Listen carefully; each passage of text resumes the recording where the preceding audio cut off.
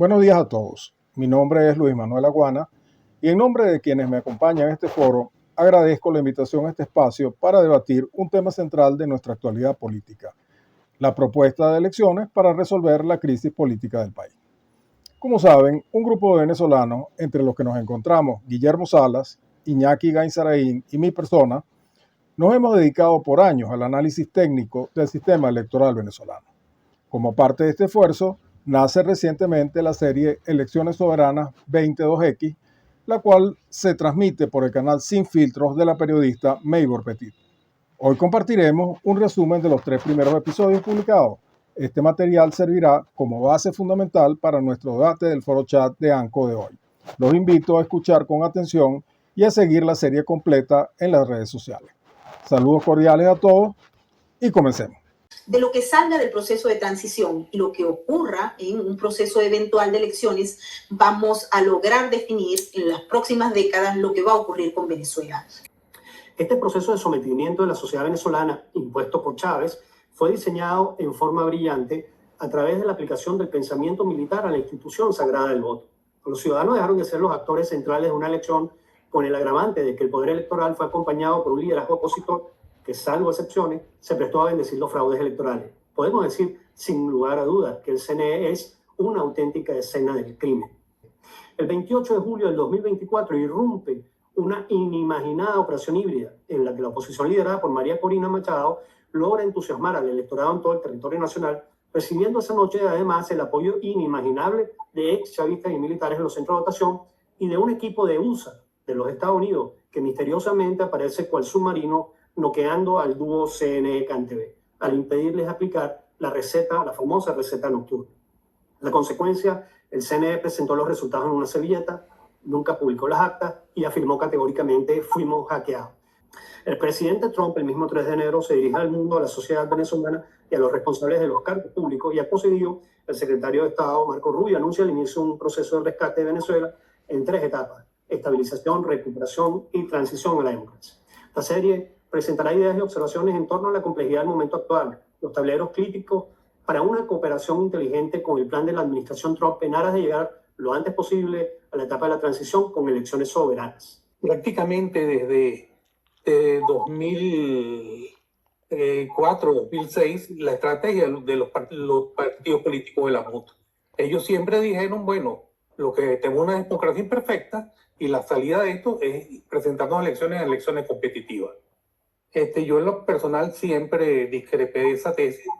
Yo creo que las elecciones en Venezuela eran fabulosamente controladas, sino hasta electrónicamente controladas, como lo veremos en los próximos capítulos, cuando veremos a este testigo protegido contarnos y explicarnos cómo funciona el sistema electrónico de votación en Venezuela. Los fraudes electorales no solo son en el conteo de los votos, son en la constitución del registro civil, en la constitución del registro electoral, en muchísimas piezas que son las que le han permitido al régimen permanecer por 27 años en el poder sin tener el apoyo popular. Pero primero tiene que haber cierto Estado de Derecho, porque si no traemos unas elecciones y si les sabotean, aparecen unos ángeles norteamericanos y venezolanos y sabotean el fraude de las máquinas en unas siguientes elecciones, como pasó en el 2024, entonces el actual presidente del CNE, que sigue allí instalado, que se llama Elvis Amoroso, va a volver a agarrar una servilleta y va a escribir 3 numeritos en el cual diga perdimos. Después que nos diga perdimos, vamos otra vez, porque es una repetición, es un ritornelo tremendo, vamos a ir a quejarnos al Tribunal Supremo de Justicia del chavismo, y el Tribunal Supremo del chavismo le va a volver a dar la razón al CNE del chavismo.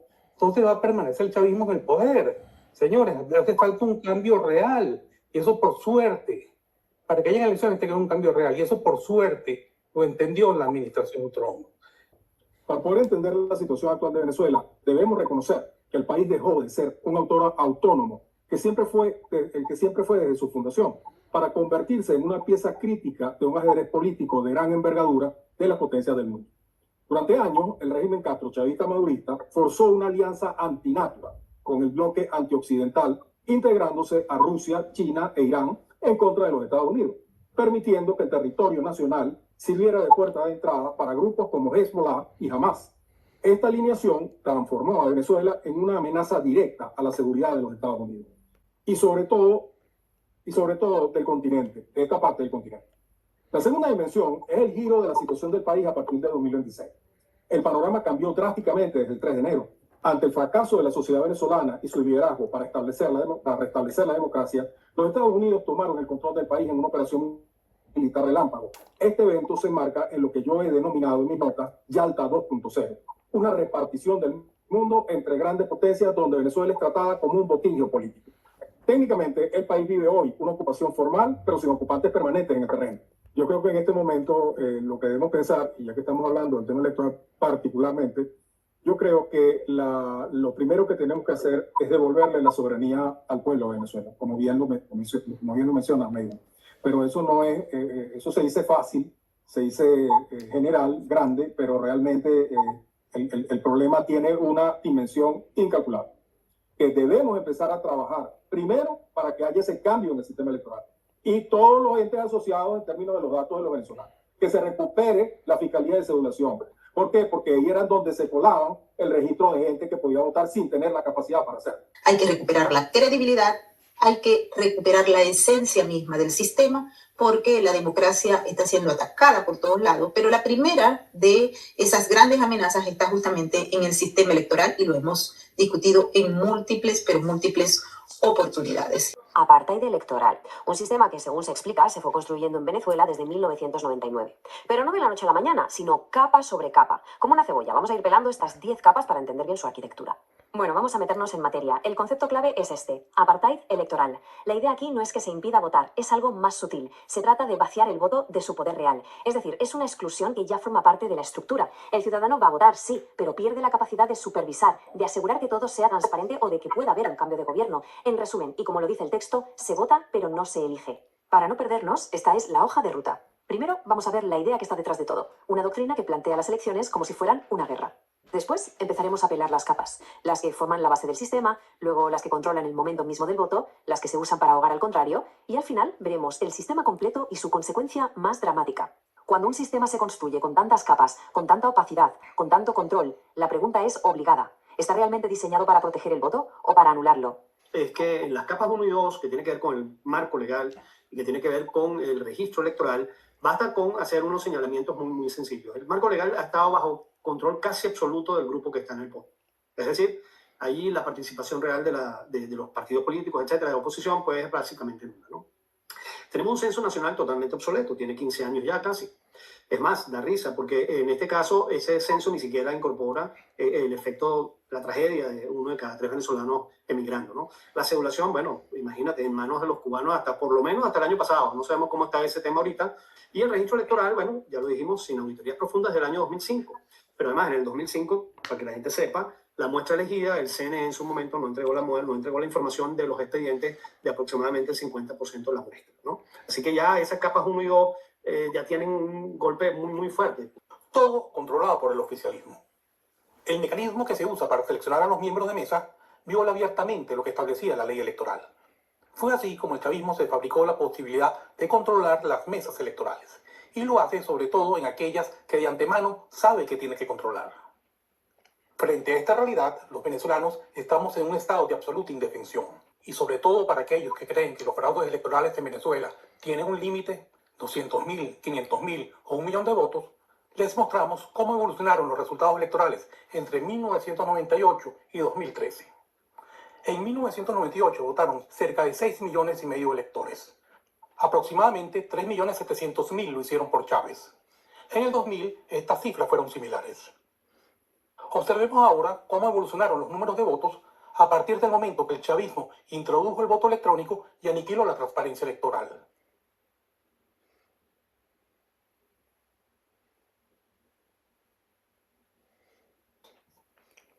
Y si todo esto es así, ¿por qué el 28 de julio las máquinas de votación imprimieron en las actas los resultados verdaderos?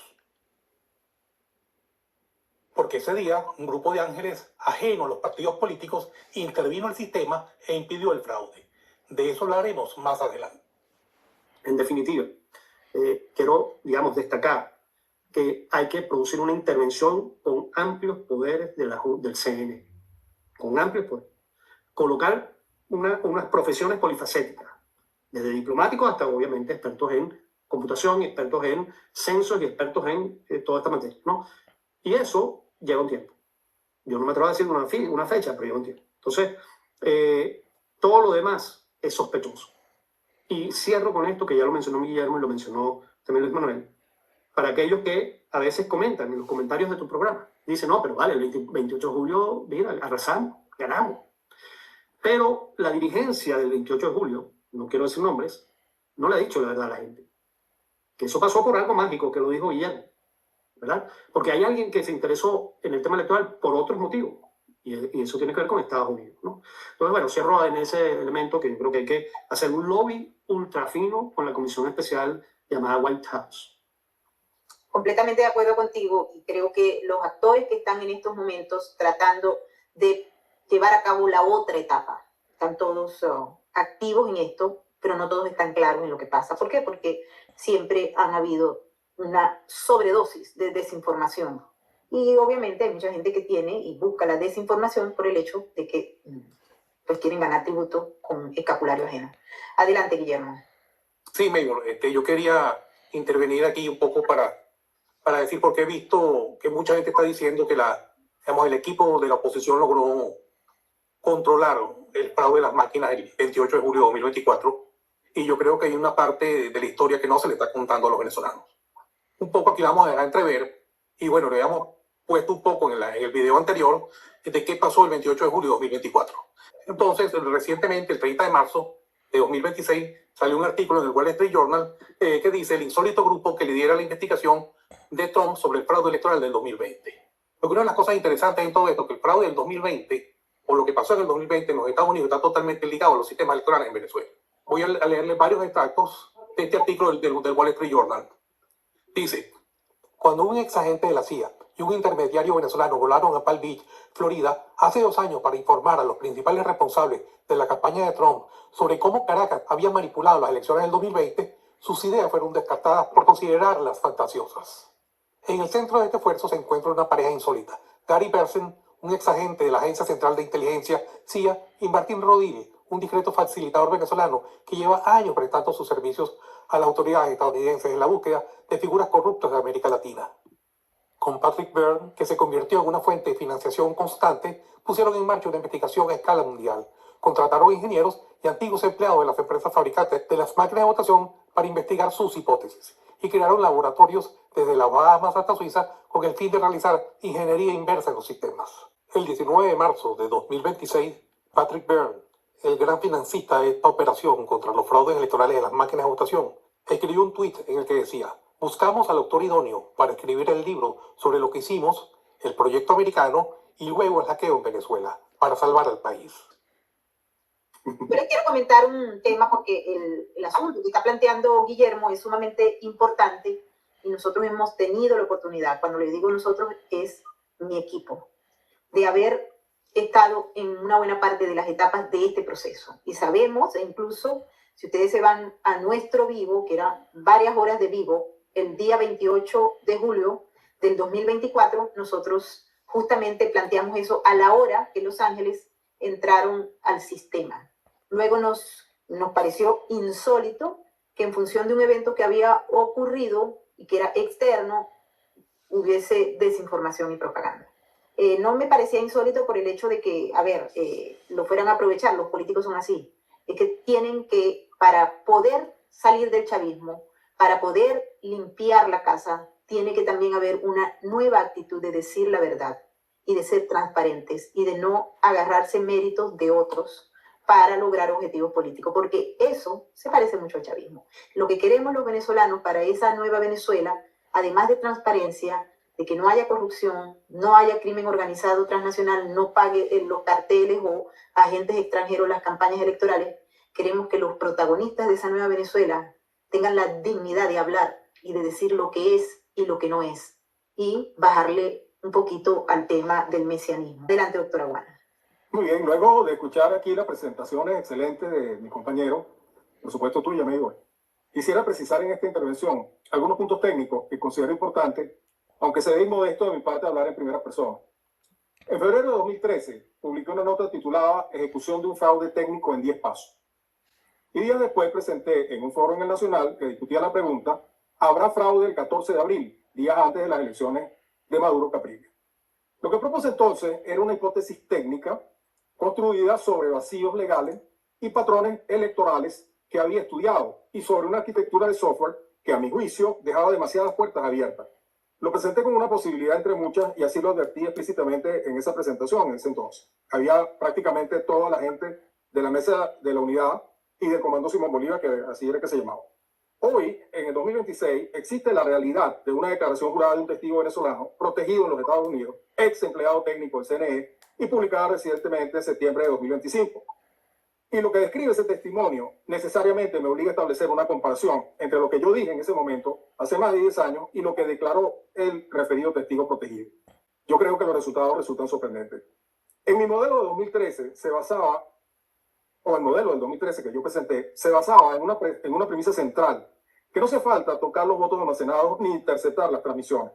El fraude operaba sobre el acta impresa, el único elemento que un testigo puede verificar físicamente, y se ejecutaba de forma selectiva únicamente en las mesas que el operador sabe de antemano que no serán auditadas. Me quedé corto. Donde me quedé corto, o más bien, donde la realidad resultó ser más sofisticada que mi modelo teórico, fue en el mecanismo técnico específico. Yo imaginé un pequeño programa instalado en cada máquina individualmente. Lo que el testigo describe es una herramienta que operó de forma centralizada desde una sala técnica, emulando remotamente las máquinas no auditadas. Es más elegante, más poderoso y deja menos rastro físico. La lógica es la misma, la ingeniería muy superior a lo que yo imaginé. Se requieren elecciones creíbles, transparentes, pero la pregunta inicial es, ¿se pueden hacer? ¿Puede haber unas elecciones creíbles y transparentes con el sistema electoral que creó el chavismo para permanecer en el poder? Esto lo vamos a discutir. Por eso pasan cosas como esta, que es un déjà vu para nosotros los venezolanos y causa demasiada decepción que la Mesa de la Unidad ya cantaba una victoria gloriosa, por supuesto, porque las estadísticas y todo el mundo sabe el rechazo que tiene Maduro, más del 80% de rechazo. ¿Cómo es que perdimos todas las gobernaciones? Ellos mismos a las 7 de la noche cantan victoria y luego, como nos pasa siempre, en 2 horas se revierten todos los resultados. Porque el que manipula el sistema, y más si es un sistema electrónico, es facilísimo de manipular. Porque tú con darle unos botoncitos aquí ya tienes, cambiaste toda la data. And this looks like it occurred maybe 4:30 in the morning, this about 6:30. En los estados o swing state que llaman, los estados bisagra, pues la gente se acostó con unos resultados y al día siguiente aparecieron otros resultados, lo que generó polémica, lo que generó una gran discusión, mucha gente procesada, presa a posteriori y un descontento y frustración. ¿Por qué? Porque se veía que ahí había algo raro, pero nadie lo podía explicar claramente. Hubo gente que trató de explicarlo, no de la mejor manera posible, y otros que les faltaron una serie de requerimientos técnicos para poder entender, porque como lo dice el doctor Aguana, este asunto es extremadamente complejo, porque ocurre fuera del ojo público y como dicen los técnicos que han estado trabajando con las autoridades norteamericanas para esto, es que el que maneja el sistema es el que puede tomar decisiones y a veces estos sistemas no dejan rastros, que es una de las características particulares de esto. Entonces, la primera pregunta de la discusión sobre el tema es justamente dónde nos lleva y cuál fue lo previo a lo que ocurrió en Venezuela, tomando en cuenta el desarrollo de una gran investigación criminal que tiene lugar en los Estados Unidos y que está en pleno desarrollo y que nos lleva a revisar el origen. Y el origen es Venezuela. Adelante. ¿Fue usted el coordinador para la data, las salas situacionales o salas de guerra para el gobierno de Venezuela? Sí, yo era una de esas personas encargadas de las salas situacionales para el gobierno venezolano. A las salas situacionales las llamaban salas de guerra. Sí, eso es correcto. ¿Quiénes están presentes en la sala de guerra durante una elección? En el caso específico venezolano serían Diosdado Cabello, Jorge Rodríguez, Telcio Rodríguez, Rafael Ramírez como presidente de la industria venezolana y personal militar de alto rango. ¿Y usted estuvo presente en las salas de guerra de Venezuela con la gente que usted acaba de nombrar durante las elecciones? Yo trabajé conjuntamente con ellos desde 2004 hasta 2016. Yo era el responsable de configurar el sistema de gestión electoral. Fui el responsable por los sistemas de transmisión. Fui el responsable por las auditorías del sistema electoral. Después de eso, fui el responsable de los centros de data, los registros de votantes, los sistemas biométricos y de los sistemas electorales para el día de la elección. se manipularon los resultados electorales en las elecciones en Venezuela mientras usted trabajaba para el Consejo Nacional Electoral. Sí, eso es correcto. Bueno, ustedes vieron lo que dijo ese testigo protegido. Esta conversación forma parte de una evidencia que se hizo en un juicio, por eso la podemos ver, porque cuando se realiza un juicio en los Estados Unidos, la evidencia puede ser compartida públicamente y esto es lo que ocurrió con este evento en particular.